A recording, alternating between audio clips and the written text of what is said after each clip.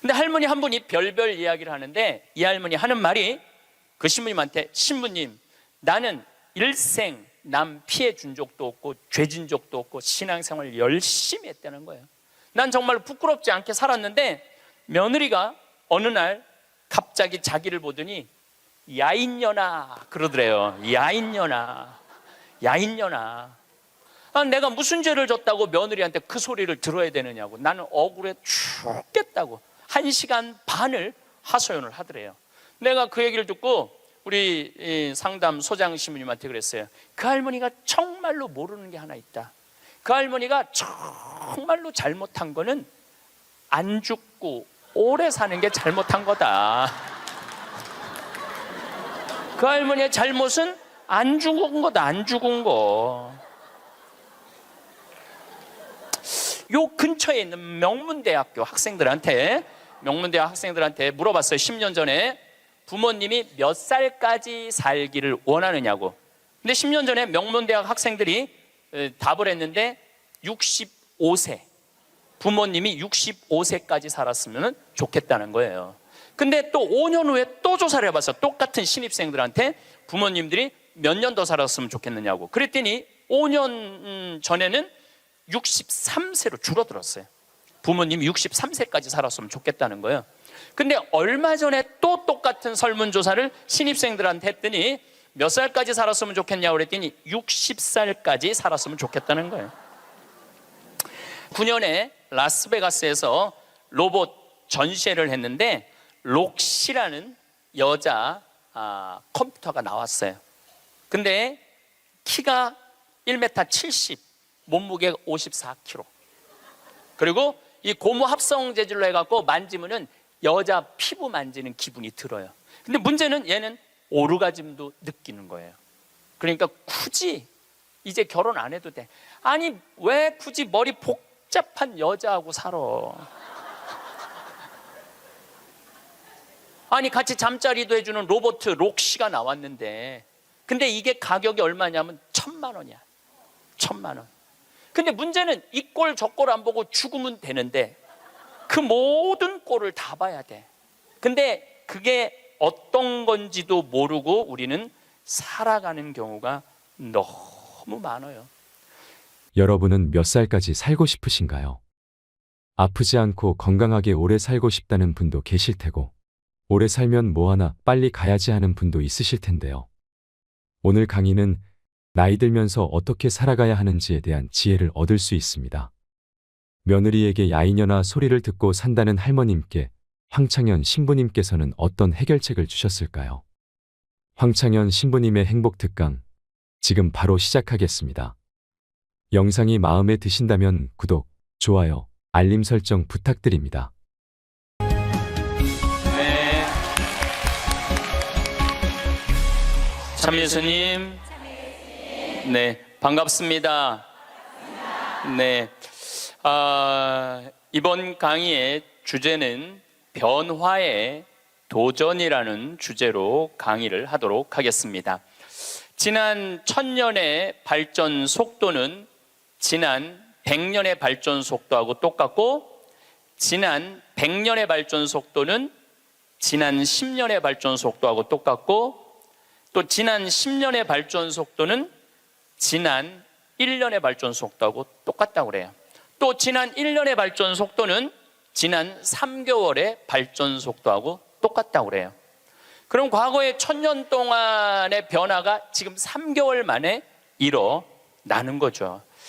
제가 지난 7월 22일 날 아프리카 잠비아에 선교 봉사를 떠났습니다. 한국에서 인천공항에서 홍콩 들르고, 홍콩에서 남아프리카 공화국 요한네스버그 공항에 가서 또 거기서 비행기를 갈아타고 잠비아까지 가는데 26시간이 걸렸어요. 26시간. 많은 분들은 이야 그러는데, 내가 만약에 1000년 전에 한국에서 잠비아를 갔다면은 1년이 걸려도 못 가요. 1년이 걸려도. 아마 제 생각에는 가다가 죽었을지도 몰라요. 가다가. 그런데 그런 아프리카 잠비아를 저는 벌써 8번을 갔다 왔어요. 그러니까 8번을 갔다 왔다는 얘기는 지난 1000년 전 사람들은 상상도 못할 만큼 빠르게 산다는 거죠. 교통적인 면에서. 그리고 보름 동안 잠비아 신학교 수녀원 짓는 거 일을 하고, 그 다음이 미국 강의가 있었어요. 또 다시 잠비아에서 비행기를 타고 요하네스버그 공항에 와서 15시간 비행기를 타고 뉴욕으로 갔어요. 또 뉴욕에서 최종 목적지 LA까지 6시간 비행기를 타고 갔어요. 그것 또한 26시간이 걸렸어요. 26시간이 걸렸는데 벌써 이제 지구를 한국에서 출발해 갖고 거의 3분의 2바퀴를 도는 거잖아요. 그래서 미국에서 LA, 시카고, 텍사스, 덴버, 멤피스, 최종은 다시 동부 아틀란타에 가서 강의를 하고 다시 13시간을 타고 한국으로 돌아왔어요. 지구를 한 바퀴 딱 도는데 걸리는 시간은 3일이에요. 3일. 지구를 한 바퀴 도는데 걸린 시간이 3일이에요. 1000년 전에는 지구가 그렇게 동그란지도 몰랐어요. 1000년 전에는. 돈다는 건 상상도 못했고, 아마 배 타고 많이 돌았겠죠. 배 타고 돌았으면은 아마 거의 죽었을 거예요. 그런데 이렇게 제가 지구를 한 바퀴씩 매번 도는 게 벌써 한 5번 정도 이렇게 돌았어요. 그러니까 옛날 사람들에 비하면은 나는 엄청나게 빠른 속도로 살고 있는 거죠. 여러분들 서울에서부터 부산까지 KTX로 얼마가 걸려요? 2시간 반 걸려요. 앞으로 조금 무슨 기차가 나오면 30분 걸린대요. 30분. 부산에서부터 옛날에 한양까지 오는데 걸린 시간은 한 달이었다고 그래. 한 달. 야, 옛날에 한 달 걸리는 걸 2시간 반 만에 가는 거예요. 그런데 뭐가 그렇게 조급해갖고 1초도 못 기다리고 빵빵거리고 속력 내고 그런 거 보면은 현대인들이 엄청난 혜택을 누리고 있으면서도 많은 걸 뺏기는 것 같아요. 저는 요즘 운전을 할 때 거의 과속을 하지 않아요. 요즘은 내비게이션으로 여기 딱 찍으면은 평창에서부터 삼성산까지 2시간 반 정도 걸려요. 그러면 한 30분 전에 오면은 그냥 또 요즘 차가 좋아갖고 크루즈라는 걸 걸어놓으면 앞차고 간격을 자기가 알아서 껴드는 차들은 다 껴줘요. 추월하겠다는 차는 다 추월하고. 근데 예전에는 나도 급하게 다닐 때는 운전이 스트레스가 많았어요. 근데 껴줄 거 다 껴주고 양보할 거 다 양보하고 그냥 앞차 따라오니까 운전이 그렇게 편안하더라고요. 여러분들도 너무 급하게 살지 마세요. 급하게 안 살아도 옛날 사람들보다는 제가 보기엔 1000배 빨리 살고 있는 거예요. 급할 게 하나도 없더라고요. 근데 교통보다 더 무서운 변화가 있어요. 교통보다 통신이에요. 통신. 1960년대는 여러분들 집에 무슨 전화기가 있었죠? 돌리는 다이얼 전화기가 있었죠? 네. 1970년대 후반 80년대 막 초에 들어서서는 뭐가 있냐면 누르는 전화기가 나왔어요. 그리고 80년대 중반에는 집안에서 무선 전화기가 있었어요. 그러니까 이 거실에 이 돌리는 전화기 있을 때는 바람을 피고 싶어도 필 수가 없었어요. 거실에서 통화를 해야 되니까. 근데 이거는 화장실에 가서 들고 가서 해도 되고 그러니까 이 세상이 변하기 시작한 거죠. 1980년대 말은 드디어 우리가 알고 있는 휴대폰이 나왔어요. 휴대폰이. 이제 집 밖에서도 전화를 할 수 있는 세상이 된 거죠. 그리고 우리나라에서는 각각 나라마다 다르는데 2009년에 본격적으로 스마트폰이 나왔어요. 이 스마트폰 안에는, 그래서 제가 오늘 특별히 휴대폰을 갖고 왔는데 이 안에는 모든 게 다 들어와 있어요.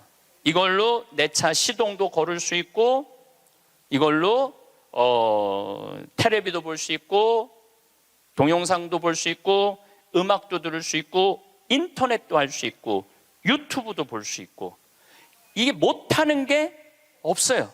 정말 못하는 게, 요 조그만 거 안에 못하는 게 없어요. 1960년대 컴퓨터가 처음 나왔을 때 컴퓨터 미사일 궤적 계산하느냐고 컴퓨터를 썼어요. 그 컴퓨터 크기는 30톤이었어요. 30톤. 그러니까 이 앞에 앉아 계신 여러분들 꽉. 그런데 그거보다도 이게 성능이 더 좋아요. 훨씬 더 좋은 세상에 살고 있어요. 할머니들이, 내가 명동에, 지난주에도 명동에 모임이 있어서 갔었는데, 이렇게 걷다 보면 할머니들이 날 만나면 너무너무 반가워해요. 아이고, 신부님 여기서 만나다니, 명동 길에서. 그럼 할머니 네 분이 이렇게 만나면은 사진 찍자고, 휴대폰이 있으니까 사진 찍자고. 근데 또 찍을 줄을 모르니까 그 중에 제일 젊어 보이는 할머니한테 네가 찍으라고, 네가 제일 젊으니까. 이건 젊을수록 유리하잖아요, 휴대폰은. 근데 이 할머니가 이런 말 합니다. 나도 잘 몰라. 그래도 네가 찍어, 신부님이랑. 이런 기회가 어딨어.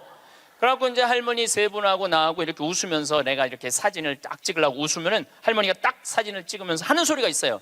신부님, 그런데 왜 내가 나와? 왜 내가 나와? 네가 나오는지 내가 나오는지도 몰라.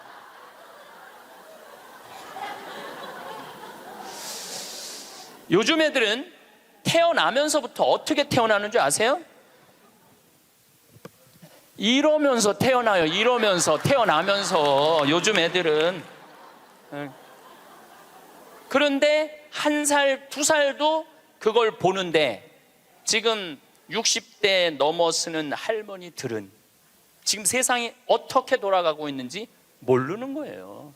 1990년대는 세계 10대 기업 중에 일본이 8개를 차지했어요. 근데 2010년에는 세계 10대 기업 중에 일본은 하나도 없어요. 하나도. 지금은 구글, 애플, 페이스북, 아마존. 근데 여기 계신 분들 중에 구글이라는 거가 있는데 그게 뭐 다 알지를 못해. 근데 구글하고 페이스북, 아마존은 텔레비전에 선전을 안 해요. 그리고 구글은 물건을 팔지 않아요. 인터넷으로만 파는데 이 기업의 가치는 700조예요. 700조. 그래갖고 이 요즘 오로지 이 휴대폰 컴퓨터가 시장이 얼마냐면 4,300조예요. 4,300조. 상상도 못할 만큼 크죠. 제가 산호세에 있는 구글 본사에를 갔었어요. 정말로 기가 막히더라고요. 왜냐하면 모든 복도에 먹을 걸 다 놔둬요. 직원들을 위해서. 그리고 거기서 자기가 중간에 뭐 일하다가 수영하고 싶으면 요만한데 물 이렇게 내려와갖고 수영도 하고 모든 식당의 밥을 다 먹을 수 있어. 근데 걔네들은 물건을 팔지 않아요. 그런데도 어마어마한 돈을 벌어요. 그게 뭐 때문이냐면 컴퓨터, 휴대폰 때문에 그래요. 세상은 너무나 많이 변하고 있죠. 제가 논문을 쓸 때 타자기로 논문을 썼어요. 근데 딱 신부가 되니까 286 컴퓨터, 386 컴퓨터, 486 컴퓨터, 586 컴퓨터, 메가 컴퓨터, 기가 컴퓨터가 나왔어요. 그때는 막 이만한 건데 요즘은 요만한 컴퓨터로 나와요. 제가 왜 이런 말씀을 드리느냐 하면 50살 이상부터는 컴퓨터에 대해서 깜깜해요. 휴대폰에 대해서 깜깜해요. 세상은 컴퓨터, 휴대폰 세상으로 살아가고 있는데 여기 계신 분들은 깜깜이로 살아가는 거야. 깜깜이로 살아가는 거예요. 그런데 문제는 뭐 그런 거 있어도 무슨 문제야. 그냥 살면 되지. 그런데 깜깜한 상태로서 몇 년을 살아야 되느냐 하면은 50년을 더 살아야 돼요. 깜깜한 상태에서 50년을. 우리 생태마을에 오늘도 이제 피정객들이 들어와 계신데 저녁에 프로그램이 제 강의 말고도 7시부터 8시까지는 별 이야기를 해요. 우주에 관련된. 우리가 이제 생태 마을이잖아요. 우주에 관련된. 근데 너무너무 좋아해 사람들이 그 이야기를. 그 하는 선생님이 그 공부를 많이 하셨어요. 그래갖고 캐나다에서 오신 분들이 그 별 이야기를 듣고 우리 캐나다 토론토에도 와서 강의해달라고 그럴 정도로. 그래서 그 선생님이 신부님 덕분에 내가 캐나다 가서 강의하게 생겼다고. 그리고 8시부터는 이번에 7월 1일 날 주교님께서 우리 생태마을에 많은 피정객들이 오니까 시카고 대학에서 상담 심리 박사학위를 딴 신부님을 보내주셨어요. 이 신부님은 8시부터 9시까지 무슨 프로그램을 하느냐면 별별 이야기를 해요. 별별 이야기를 다 해보자 이거야. 별별 이야기를. 그래서 이제 뭐 마음이 답답한 분들이 원두막에 모닥불 펴놓고 이야기를, 원래는 1시간 하는데 대개 2시간에서 2시간 반 한대요. 근데 할머니 한 분이 별별 이야기를 하는데 이 할머니 하는 말이 그 신부님한테, 신부님, 나는 일생 남 피해 준 적도 없고 죄진 적도 없고 신앙생활 열심히 했다는 거예요. 난 정말 부끄럽지 않게 살았는데 며느리가 어느 날 갑자기 자기를 보더니 야인년아 그러더래요. 야인년아, 야인년아. 내가 무슨 죄를 졌다고 며느리한테 그 소리를 들어야 되느냐고. 나는 억울해 죽겠다고 1시간 반을 하소연을 하더래요. 내가 그 얘기를 듣고 우리 상담 소장 신부님한테 그랬어요. 그 할머니가 정말로 모르는 게 하나 있다. 그 할머니가 정말로 잘못한 거는 안 죽고 오래 사는 게 잘못한 거다. 그 할머니의 잘못은 안 죽은 거다. 안 죽은 거. 옛날에는 집안에 그 장수하는 어르신이 있으면 집안에 가문의 자랑이었어요. 근데 참 재미난 설문조사가 있었어요. 명문대학교야. 요 근처에 있는 명문대학교 학생들한테 물어봤어요. 10년 전에 부모님이 몇 살까지 살기를 원하느냐고. 근데 10년 전에 명문대학 학생들이 답을 했는데 65세. 부모님이 65세까지 살았으면 좋겠다는 거예요. 근데 또 5년 후에 또 조사를 해봤어. 똑같은 신입생들한테 부모님들이 몇 년 더 살았으면 좋겠느냐고. 그랬더니 5년 전에는 63세로 줄어들었어요. 부모님이 63세까지 살았으면 좋겠다는 거예요. 근데 얼마 전에 또 똑같은 설문조사를 신입생들한테 했더니 몇 살까지 살았으면 좋겠냐고 그랬더니 60살까지 살았으면 좋겠다는 거예요. 다시 말해서 여기 계신 여러분들은 다 죽어야 돼. 애들의 바람이라면은 다 죽어야 돼. 그런데 부모님 생각하고 자식 생각하고는 너무너무 다른 거예요. 부모님은 손자도 보고 싶고 증손자도 보고 싶고, 그런데 자식들은 다 키웠고 할 일 다 했으니까 죽어라 이거예요. 죽어라. 제가 왜 비행기 얘기도 하고 휴대폰 얘기도 했느냐 하면 세상은 너무나 많이 변하고 있어요. 그런데 누가 세상의 변화를 못 읽느냐 하면 여기 계신 50대, 60대, 70대 되신 분들이 세상이 어떻게 돌아가는지 모르고 있는 거예요. 그게 큰 문제라는 거예요.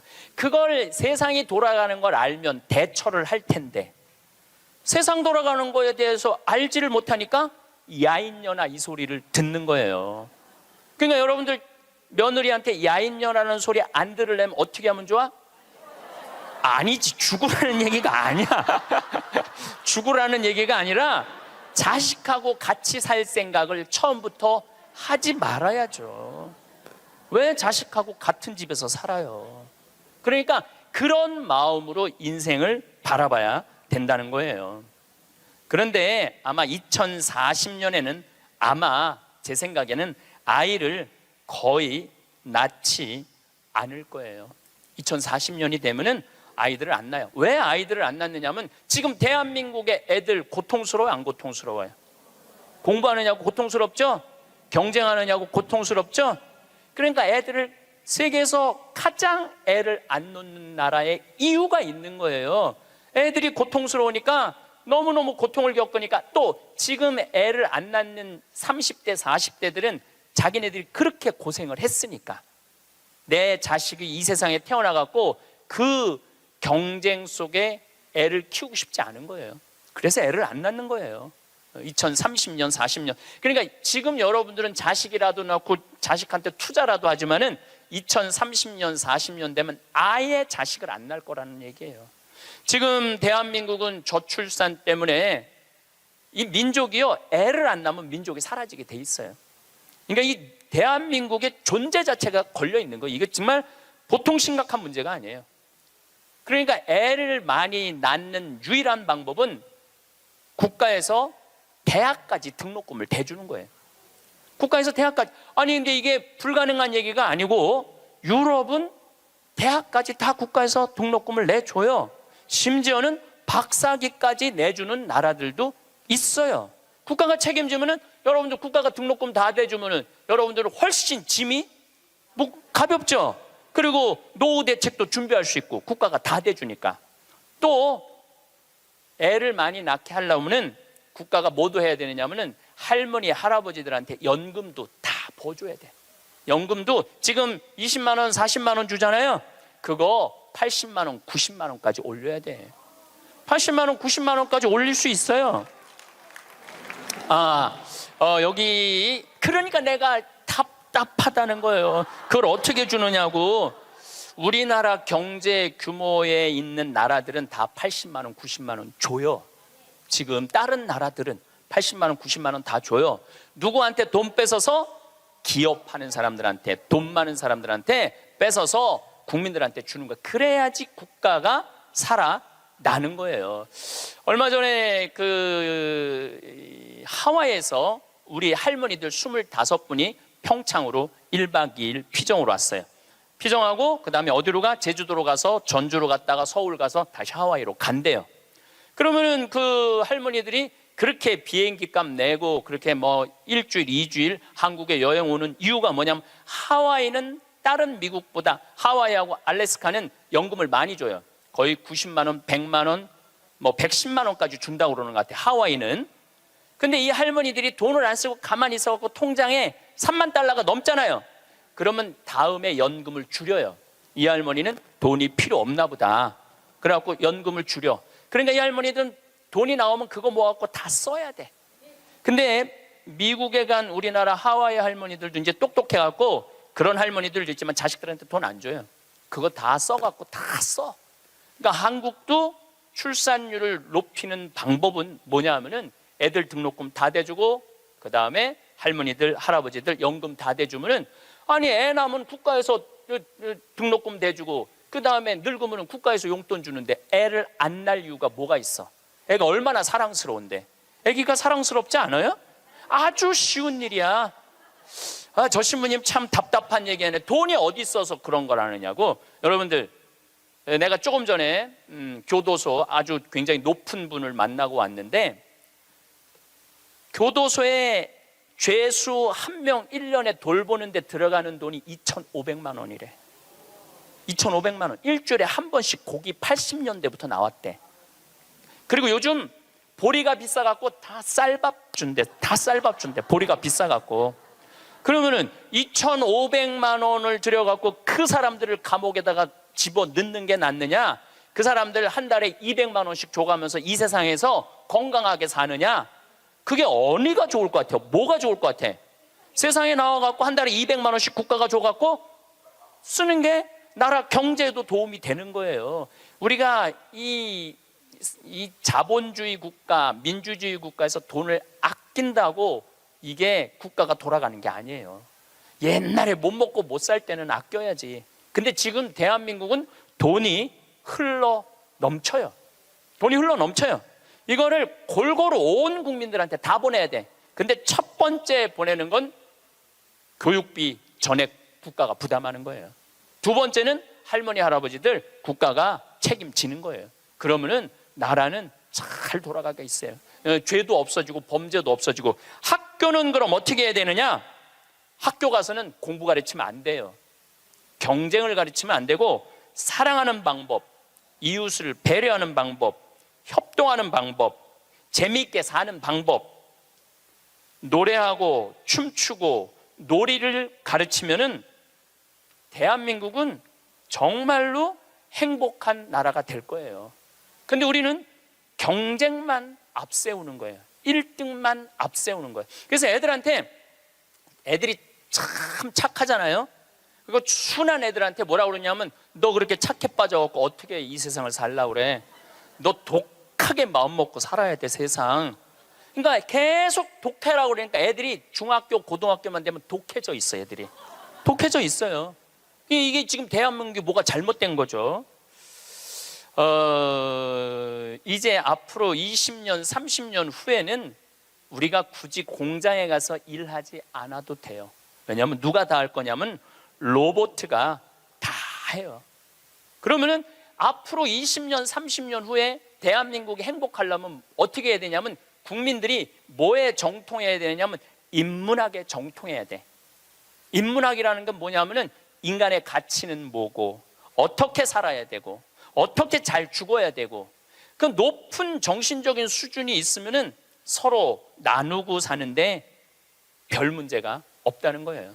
앞으로는 컴퓨터가 우리 반 이상은 해요. 우리 살아가는 거 반 이상은 컴퓨터가 해요.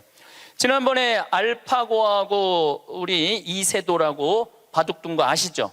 네. 4승 1패. 알파고가 4승 1패 했어요. 이세돌이 1승을 했어. 유일한 1승이에요. 커제는 세계 바둑 1위 커제는 3전 3패.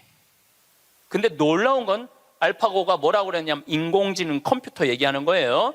뭐라고 그랬냐면 이제는 인간하고 더 이상 바둑은 두지 않는다.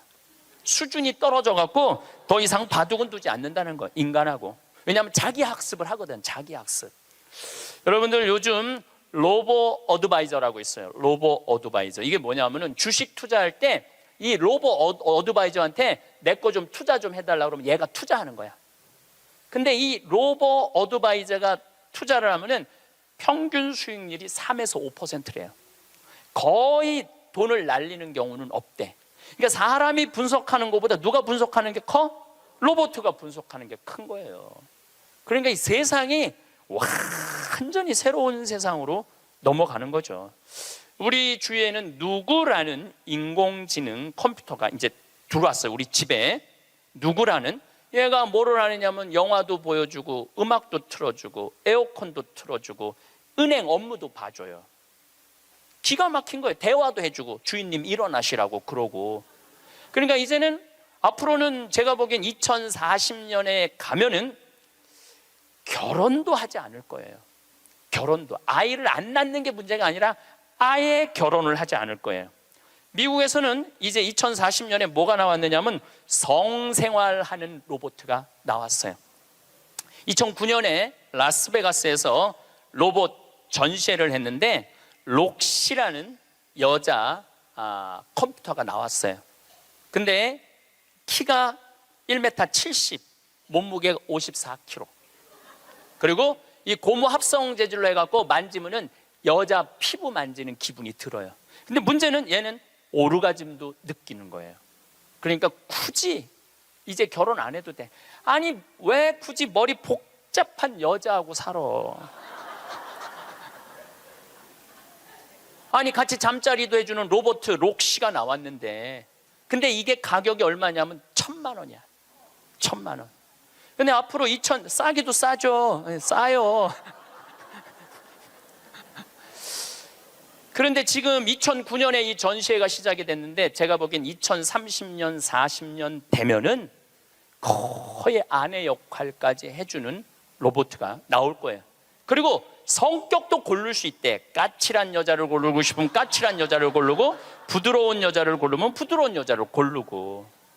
근데 일본에서 2015년에 무슨 로봇가 나왔느냐면 아즈마 히카리라는 로봇가 나왔어요. 아즈마는 일본어로 나를 맞아주는 아내라는 로봇이야. 나를 맞아주는 아내야. 근데 놀라운 거는 이 아즈마는 취미는 애니메이션 감상이고 특기는 계란 후라이 만들기예요. 좋아하는 음식은 도너츠예요. 벌레를 매우 두려워하지만 열심히 일하는 사람을 위해서는 무엇이든지 도와주는 영웅의 여자야. 이 여자는 아침에 여보 일어나요, 출근해야죠. 남편을 깨워요. 그리고 남편이 저녁에 나 몇 시에 퇴근할 거야. 그럼 날이 더우면 에어컨을 틀어놔요. 목욕물도 데워놔요. 이 로봇은 당연히 성생활도 같이 해주는 로봇이죠. 세상이요. 여러분들이 근데 문제는 이 꼴 저 꼴 안 보고 죽으면 되는데 그 모든 꼴을 다 봐야 돼. 근데 그게 어떤 건지도 모르고 우리는 살아가는 경우가 너무 많아요. 이 록시를 만든 개발자의 최종 목표는 섹스를 넘어서서 실질적인 동반자의 여자를 만드는 게 최종 목표예요. 그러니까 단순히 상담도 고민도 위로도 해주는 거죠. 2040년이 되면은 어떤 로봇가 나오느냐면은 벌써 이제 감정을 느끼기 시작한다고 그래요. 감정을 느끼는 로봇가 나온대요. 그럼 감정을 느끼면은 뭐 이것도 연구하고 저것도 세상 책도 읽어보고 뭐 모든 요즘 빅데이터라는 게 있어요. 모든 정보를 모으는 거야. 근데 모든 정보를 모아봤더니 하느님이 있는 것 같아. 로봇가 생각해 보기엔. 그래갖고 나도 좀 세례를 받아야 되겠다. 나도 좀 신앙생활을 해야 되겠다. 그래갖고 나한테 와갖고 신부님 저 세례 좀 주세요. 저 록시가 와갖고 신부님 저 세례 받고 싶어요. 세례 줘야 돼 말아야 돼? 안 돼요? 내가 너 세례 못 줘? 그러면은 얘가 이럴 거예요. 신부님 걱정하지 마세요. 우리가 세례 주는 로봇을 만들면 돼요. 세례 주는 로봇 만들면 돼요. 이게 굉장히 복잡한 이야기인데 이게 진화의 한 과정이에요. 우리가 무슨 네안데르탈인 무슨 호모사피엔스 크로마뇽인 이게 다 진화되면서 우리가 됐잖아요. 그럼 우리가 또 진화를 해갖고 그런 DNA 조작 인간, 이 DNA 조작 인간도 제가 언제 얘기를 했냐면 1997년부터 얘기했어요. 앞으로는 DNA 조작 인간이 나올 거라고. 3D 컴퓨터 얘기는 많이 들어봤죠? 네, 그게 그 3D 컴퓨터가 자가용도 찍어내고 권총도 찍어내고 다 찍어내요. 근데 뭘 찍어냈느냐면 콩팥을 찍어냈어. 콩팥을 찍어내갖고 콩팥 상한 10대 소년한테 그 콩팥을 집어넣어줬어요. 완전히 바꿔준 거죠. 콩팥을 3D 컴퓨터로. 근데 걔는 지금 거의 20살이 됐는데 레슬링 선수가 돼 있어요. 그 옛날에 장기 바꾼다 막 그랬잖아요. 그게 이제 벌써 우리 앞에 와 있는 거죠. 제가 너무 앞서 나가는 것 같지만 지구를 3일 만에 한 바퀴 도는 세상에 우리가 살고 있어요. 지금은 4차 산업의 시대라고 그래요. 4차 산업의 시대. 1차 산업은 뭐냐면은 증기기관, 와트가 실린더 증기 막 보일러 막 끓여갖고 증기가 해갖고 실린더 피스톤 왔다 갔다 해갖고 증기기관. 그래서 증기기관 배, 증기기관 기차 이런 거 생긴 게 1차 산업이에요. 2차 산업은 에디슨이 전기를 발명했어요. 전기. 그래갖고 지금 이거 다 전기의 혜택 아니에요. 지금 우리가 전기 없으면은 한순간도 못 살 거예요. 여러분들 냉장고, 밥하는 거, 뭐든지 세탁기 다 뭘로 돌려? 전기로 돌려요. 그런데 1980년대부터 본격적으로 이제는 누구의 시대가 왔느냐면 컴퓨터 시대가 왔어요. 거기에 혁신적인 사람이 벌써 죽었지만 스티브 잡스라는 사람이에요. 이제는 컴퓨터가 이제 끝나갖고 인공지능이 와갖고 이제는 4차 산업의 시대로 접어들고 있어요. 4차 산업. 4차 산업의 시대는 우리 인간하고 DNA 조작 인간하고 그 다음에 인공지능 인간하고 공유하는 세상이 온다는 거예요. 공유하는 세상이 완전히 새로운 세상이 펼쳐지죠. 그 며칠 전에 우리 동창 신부 25주년이라 미사 같이 봉헌을 했어요. 내가 너무너무 사랑하는 동창 신부라 분당에 가갖고 근데 또 같은 신부님이 와갖고 얘기를 하는데 자기가 오스트리아 대사가 자기를 초청해갖고 오스트리아를 갔는데 아주 시골을 갔대요. 근데 할머니 6이서 커피를 이렇게 찻집에서 놓고 토론을 하는데 너무너무 진지하게 토론을 하더래. 근데 뭐 말을 못 알아들으니까 그 대사한테 물어봤대요. 저 지금 무슨 토론하는 거냐고. 할머니 한 분은 철학가의 얘기를 하고, 한 할머니는 음악에 대해서 얘기하고, 한 할머니는 미술에 대해서 얘기하고, 한 할머니는 지금 이 세상에 돌아가는 정치 얘기를 토론을 몇 시간씩 하고 앉아 있다는 거예요. 근데 그거는 저는 뭐 유럽을 다닐 때도 그렇고 미국을 다닐 때도 그렇게 토론한 할머니 할아버지들이 토론하는 모습을 많이 봐요. 또 자식 손자들한테도 그 깊은 얘기를 해줘요. 근데 대한민국의 할머니들을 이렇게 가만히 생각해 보면은 그렇게 토론을 할 수 있는 할머니들이 얼마나 있을까? 이거 물어보고 싶어요. 이제 그냥 밥 먹고 살고 밥 먹고 사는 세상은 지났어요. 이제 여러분들은 텔레비에서 말하는 인문학은 그 젊은 사람들 게 아니고 배운 사람들 게 아니야. 바로 여기 계신 여러분들 거예요. 그래서 인문학 강의. 근데 사실 여기 오신 분들은 아무 문제가 없어. 강의 들으러 여기 왔잖아요. 이 긴 시간 뭔가 듣는 여러분들은 정신이 깨죠. 정신이 깨요.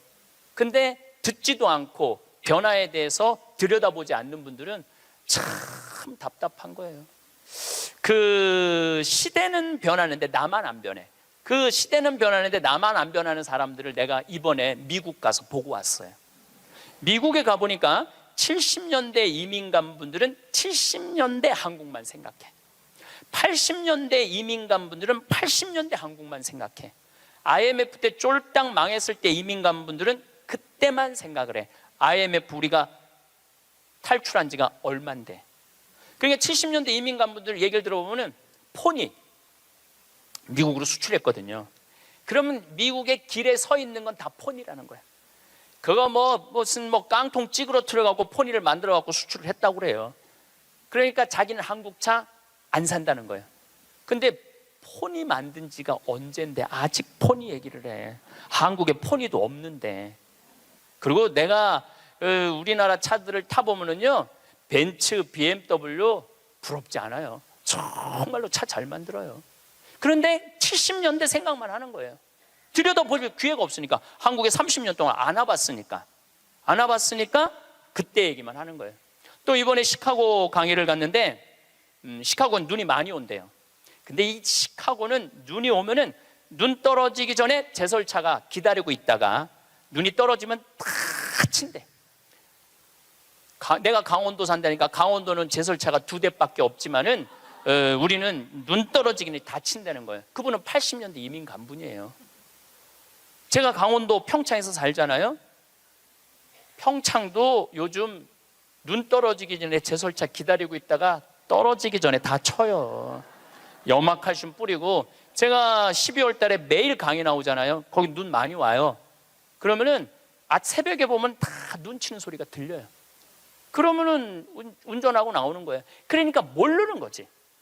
들여다보질 않았으니까. 그리고 자기가 옳다고 고집 주장을 피는 거죠.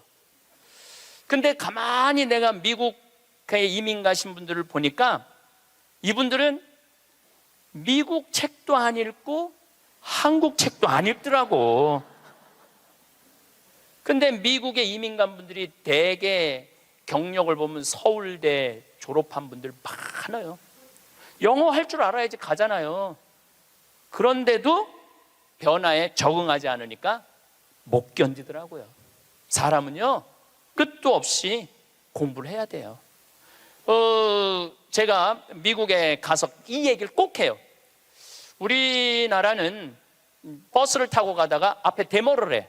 그럼 버스에 뭐라고 떠요? 목적지까지 제 시간에 못 갈 것 같다. 여기 내려갖고 지하철 몇 호선 여기 있으니까 타고 가면은 될 것 같다. 그런 자막이 떠. 그리고 내가 오는 내 차 기다리는 차가 그거 전부 다 뜨죠? 예. 미국은 상상도 못하는 일이에요. 미국은 나라가 커갖고 그렇게 할 수가 없어. 우리나라처럼 이 IT 기술이 잘 돼 있는 나라는 세계에서도 없어요. 다니면 얼마나 답답한지 몰라요. 다른 나라 다녀보면은. 저는 지금 총 60개 나라를 다녔고 미국을 벌써 10번도 더 왔다 갔다 하고 전 세계를 돌아다녀 보잖아요. 전 세계를 돌아다녀 보면 한국처럼 시스템이 잘 돼 있는 데가 없어요. 한국처럼. 요즘 이제 동계 올림픽 한다고 영동 고속도로를 다시 깔았거든요. 제가 오늘도 이렇게 나오면서 이거는 고속도로가 아니야. 비단길이야. 얼마나 곱게 깔아놨는지 비단길이에요. 이런 도로를 가진 나라가 그렇게 많지 않아요. 미국도 도로 기가 막히게 잘 깔아요. 걔네들은 정말 상상도 못할 만큼 잘 깔아요. 미국 사람들. 그래도 이 영동고속도로만큼 비단길은 없더라고요. 우리나라가 돈도 많고 참 좋은 나라예요. 한 세대 만에 원조 받는 나라에서 원조 해주는 나라로 바뀌었어요. 이거는 전 세계에서 대한민국밖에 없어요. 지금 코트라 활동 대단해요. 또 제가 뭐 영남대학 무슨 많은 대학을 이렇게 다녀보면은 서울대학도 마찬가지고 무슨 각 대학마다 제3국에 있는 나라 학생들을 데려다가 공부를 시켜요. 그리고 석박사 과정. 그리고 공부만 시키는 게 아니야.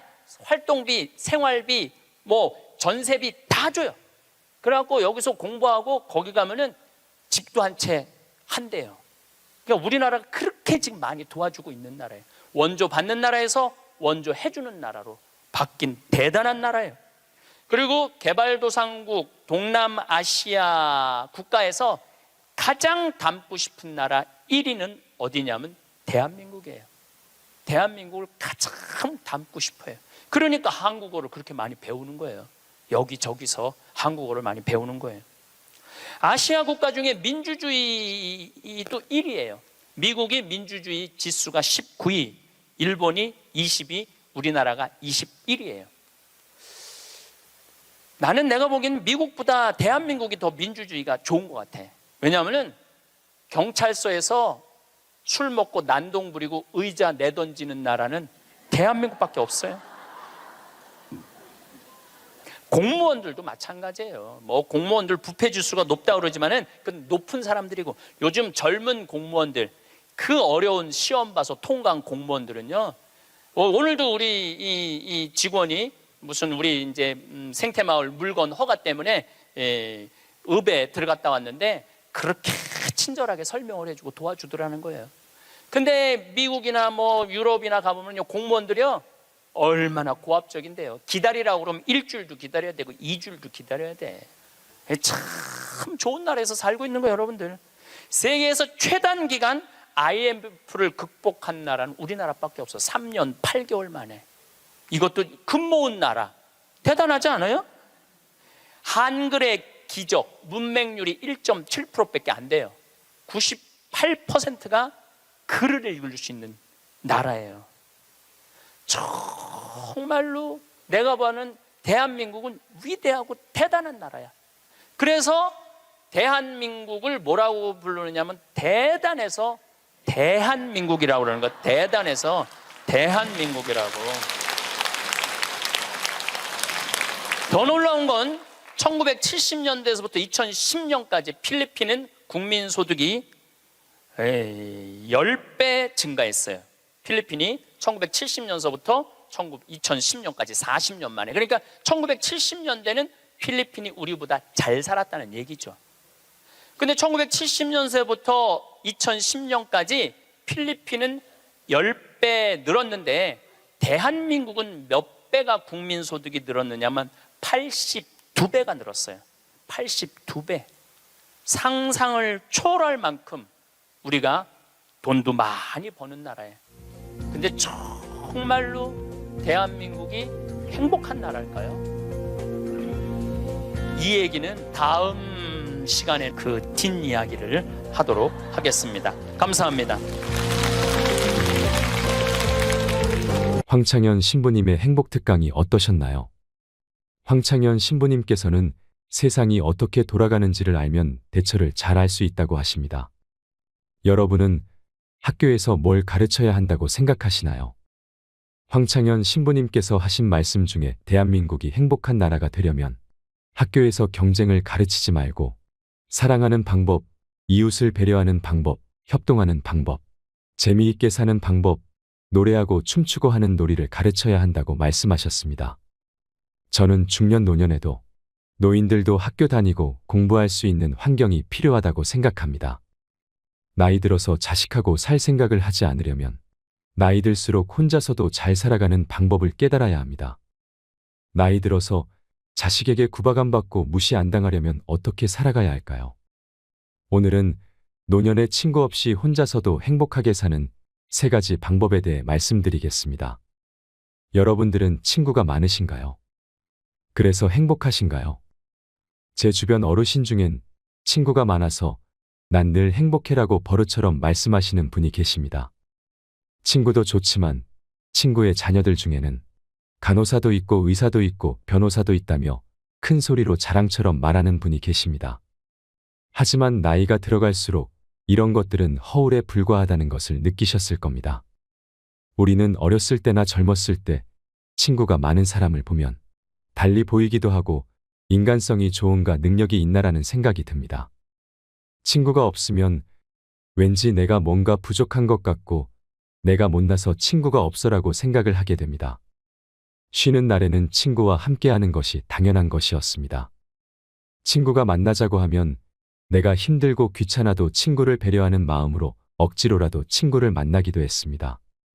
친구를 위해 생일이면 선물도 준비하고 식사도 같이 하고 마음속 깊은 곳에 있는 쑥스런 고민을 털어놓기도 합니다.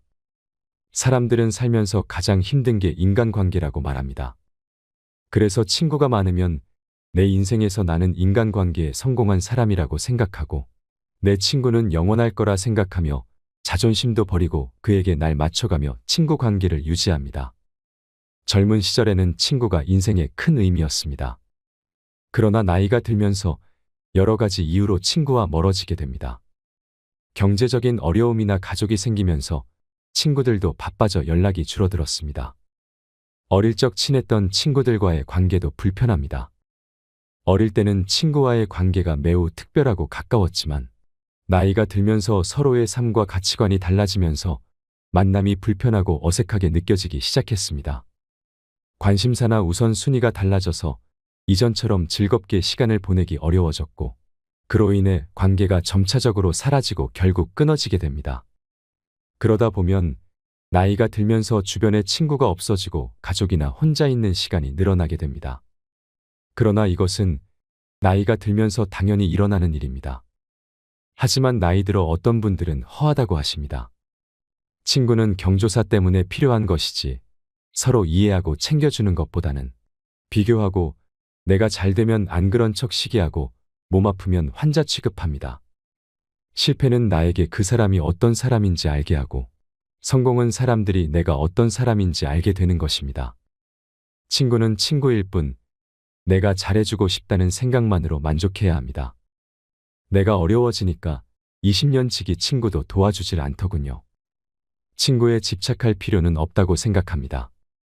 잘해줄수록 가까이 다가갈수록 받는 상처는 더 깊을 수 있기 때문입니다. 거리두고 마음 비우니 이렇게 편할 수가 없습니다. 좋은 친구 만나는 일은 좋은 부모를 만나는 것만큼이나 힘든 일입니다. 혼자 고요하게 있는 시간이 세상에서 가장 평화롭습니다. 내가 안정적일 때는 좋은 친구가 많고 내가 위태로운 상황에서는 가식적인 친구만 남습니다. 하지만 친구들과의 인연을 끊고 싶어도 그동안의 추억과 정 때문에 끊기도 쉽지 않습니다. 그래도 다행히 이런 고민에서 벗어난 분들이 많이 계십니다. 오히려 혼자 사는 것이 편하고 즐겁다고 말씀하시는 분들이 많습니다. 나이 들어보니 친구가 꼭 필요한 건 아닌 것 같습니다라고 말하는 분들이 많습니다. 맞습니다. 혼자서도 즐길 거리가 정말 많고 즐겁습니다. 사람을 만나면 소진되는 에너지가 혼자 있으면 채워짐을 느낍니다. 억지스레 엮어온 인연들을 자연스레 놓고 나니 스트레스가 줄었습니다. 사람이 싫다기보다는 혼자가 더 좋을 뿐입니다.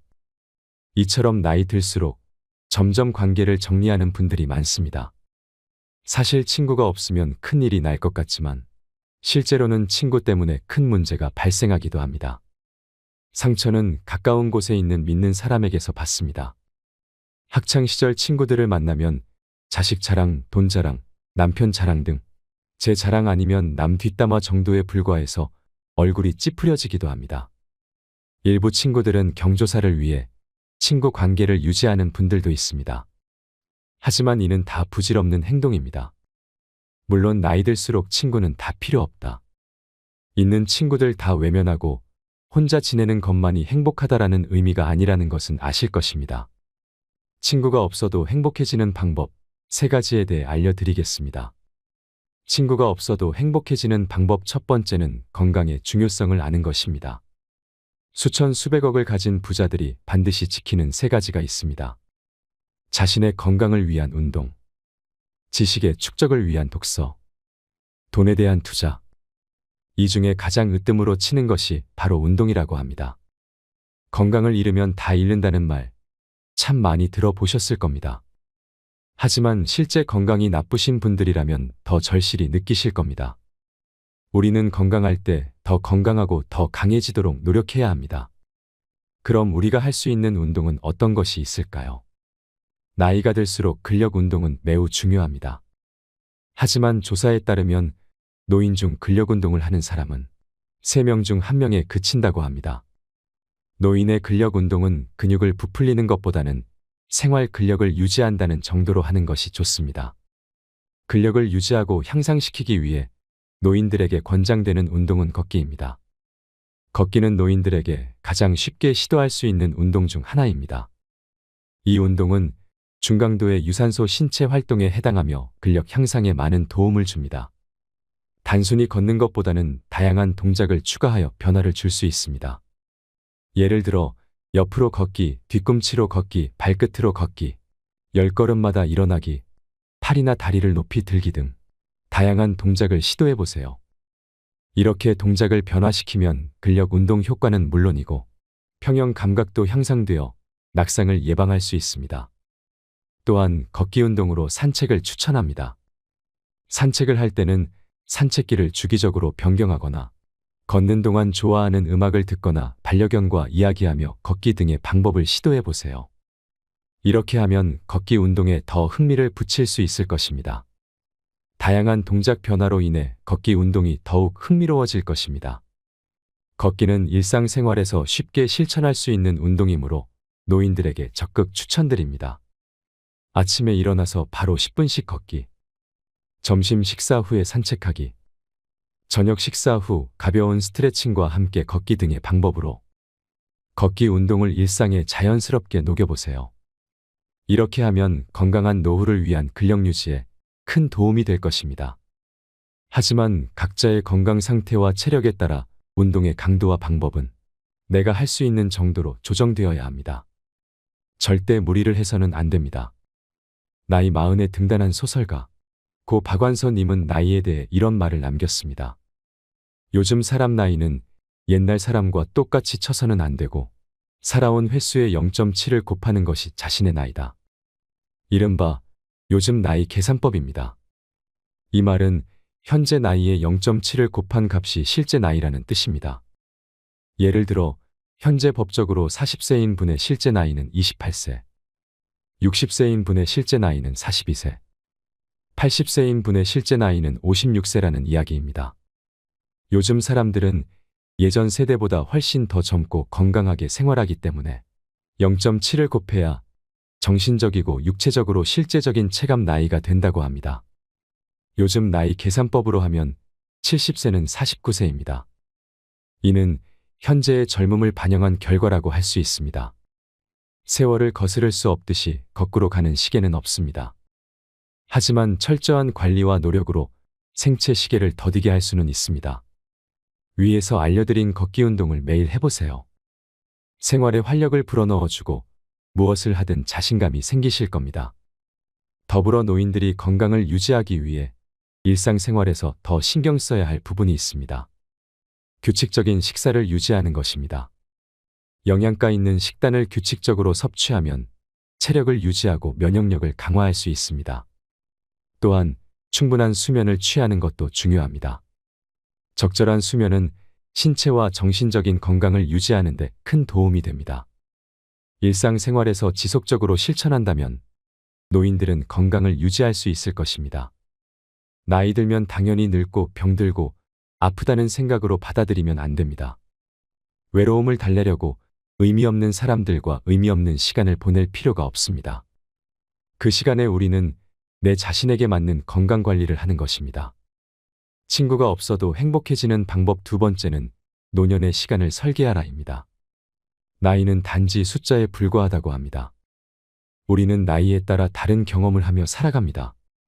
그래서 나이는 개인마다 다르게 받아들일 수 있습니다. 노인들에게 시간은 인생의 마무리가 아닙니다. 새로운 도전과 경험을 시작할 수 있는 좋은 시기입니다. 사회적 활동에 적극적으로 참여할수록 건강한 노년을 보낼 확률이 높아진다는 연구 결과도 있습니다. 노인이 되니 주변에서 멸시하거나 무시하는 듯한 태도를 마주할 때도 있습니다. 차별적인 말을 듣거나 행동을 보게 되는 것도 서러운 일입니다. 그렇지만 우리는 본인이 좋아하고 재미있게 할 수 있는 일을 찾으면 마음도 젊게 유지하고 건강도 좋을 수 있다는 것을 알아야 합니다. 본인이 원하는 것을 찾아가며 인생을 즐기면 노년은 깨달음과 성장을 이루는 소중한 시간이라고 생각합니다. 어느 어르신의 이야기를 해볼까요? 기초 수급자인 어르신은 식사도 제대로 챙기지 못하고 간단한 식사로 하루를 시작합니다. 과거에는 참 화려한 생활을 했습니다. 젊은 시절에는 부러운 것이 하나도 없었습니다. 넉넉한 집안에서 태어나고 자라 내가 하고 싶은 것은 뭐든지 하면서 부족함 없이 화려하게 살았습니다. 할머니는 유치원 교사였지요. 그 당시 우리나라 최초의 사립 유치원이 있었습니다. 그 또한 최초의 사립 유치원 교사로 명예와 자부심이 있었습니다. 그렇게 부러울 것 없었습니다. 그는 평생을 그렇게 화려하게 살 줄만 알았습니다.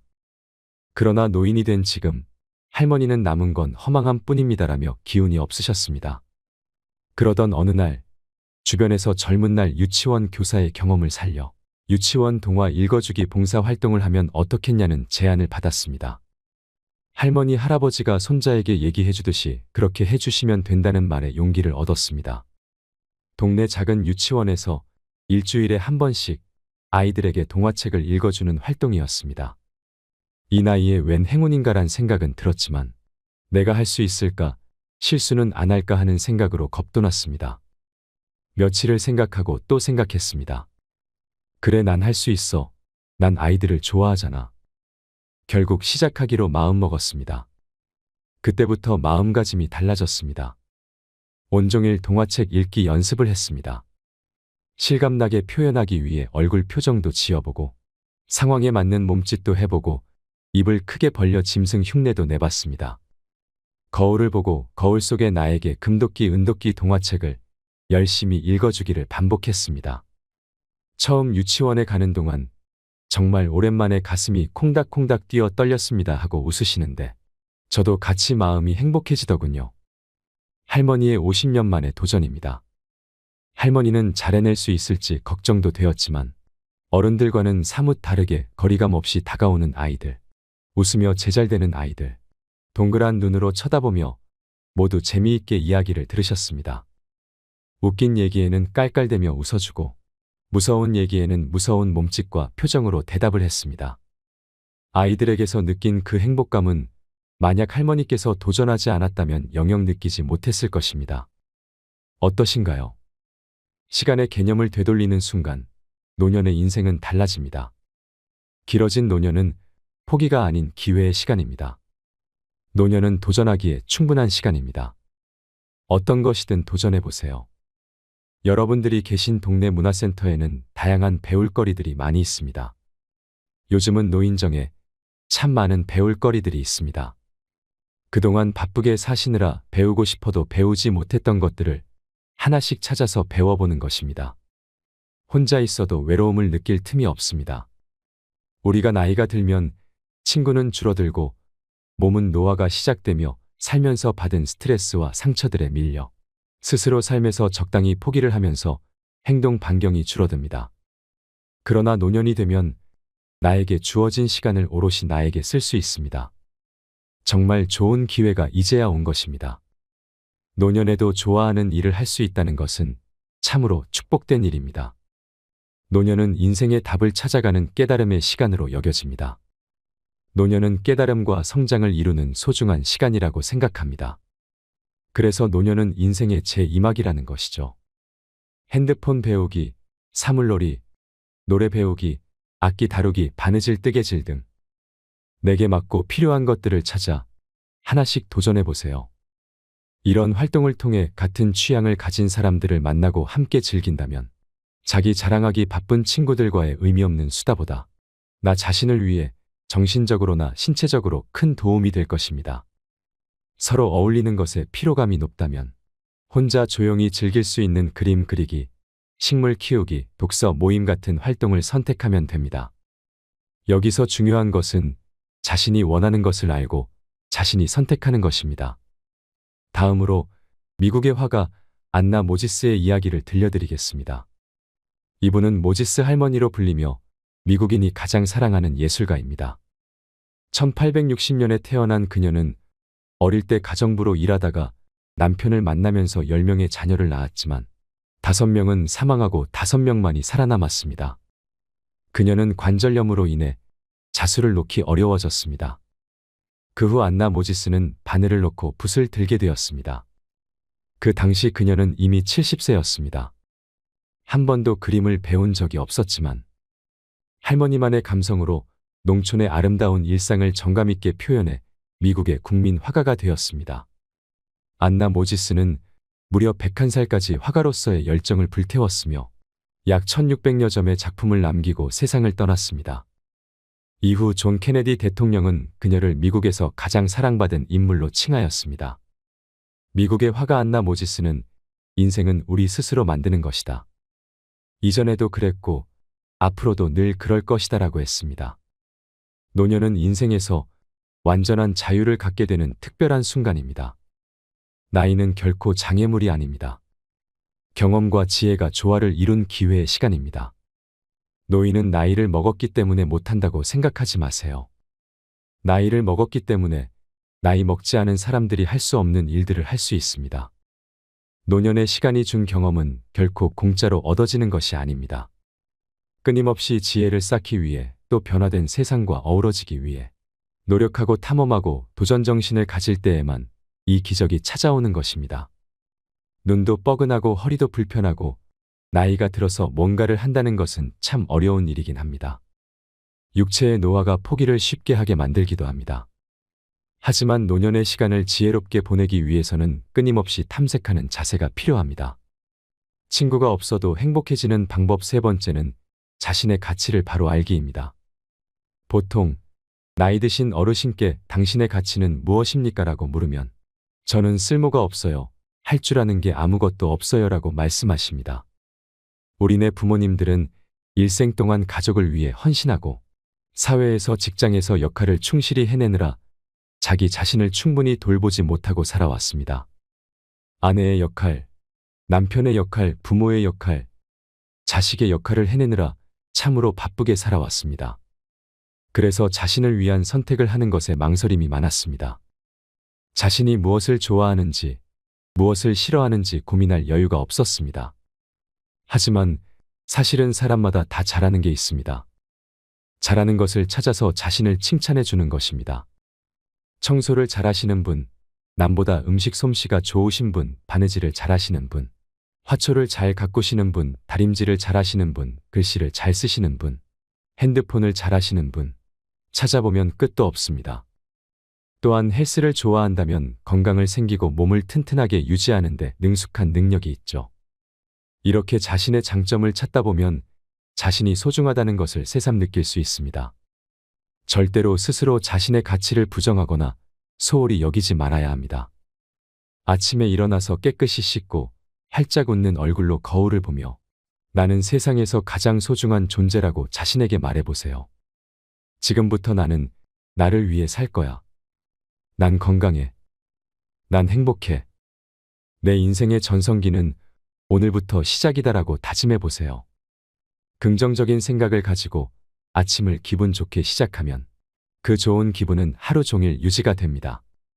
기분이 좋았다가도 난 슬퍼, 난 힘들어, 난 괴로워라고 3번만 외치면 금방 슬픈 기분이 드는 것을 느껴보셨을 겁니다.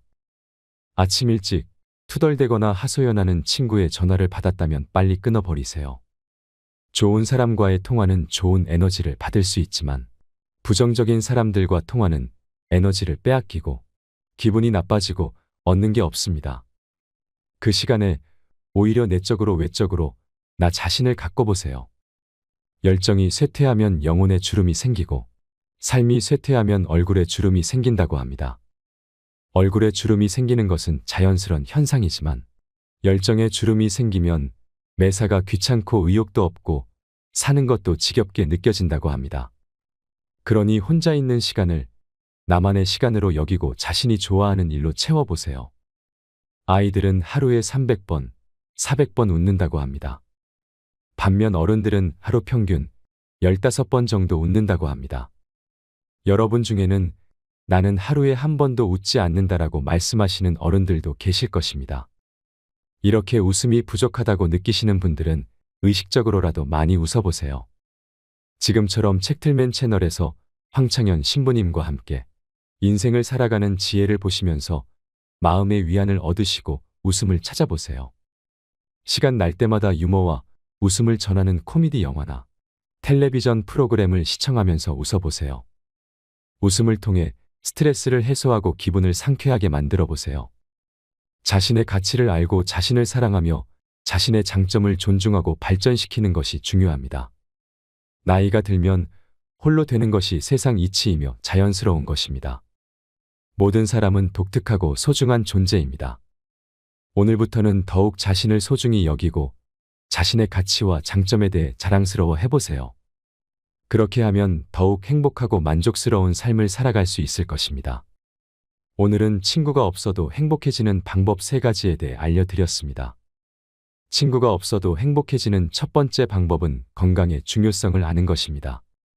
친구가 없어도 행복해지는 두 번째 방법은 노년의 시간을 설계하는 것입니다. 친구가 없어도 행복해지는 세 번째 방법은 자신의 가치를 바로 아는 것입니다. 이 3가지를 마음속에 새기고 늘 실천해 주시기 바랍니다. 사람은 나이가 들어서 늙어가는 것이 아니라 의지의 탄력을 잃어가기 때문에 늙어가는 것이라는 말이 있습니다. 삶은 배움의 연속입니다. 우리는 경험을 쌓으며 매일매일 성장하고 있습니다. 노년은 나를 위해 집중할 수 있는 가장 좋은 시간임을 늘 명심해야 합니다. 여러분의 노년, 행복한 노후를 진심으로 응원하겠습니다. 이상으로 책틀맨이었습니다. 함께 해주셔서 감사드립니다.